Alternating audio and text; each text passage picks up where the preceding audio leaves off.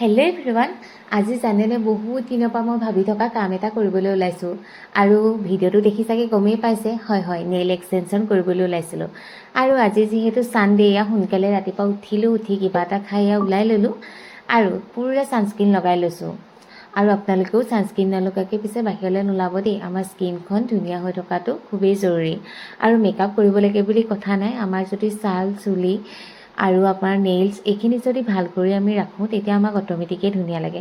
আৰু এয়া মই অকণমান ব্লাছাৰ আৰু মাস্কাৰা লগাই লৈছোঁ। এইকেইটা বস্তু পিছে মই লগাই খুব ভাল পাওঁ।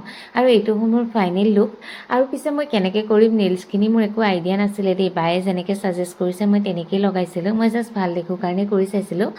আৰু এয়া ধুনীয়াকৈ কৰিয়ে দিছে। মোৰ দুটা নেইলছ হোৱাইটত ৰাখিছে গ্লিটাৰ দি, বাকীকেইটা মোৰ আপোনাৰ মেৰুন কালাৰত ৰাখিছে। অলপ লং হোৱাহেঁতেন ভাল লাগিলেহেঁতেন বাৰু। বাকী মোক কেনেকুৱা লাগিছে জনাব দেই। নেক্সট ভিডিঅ'ত আকৌ লগ পাম। যদি চাই ভাল লাগিছে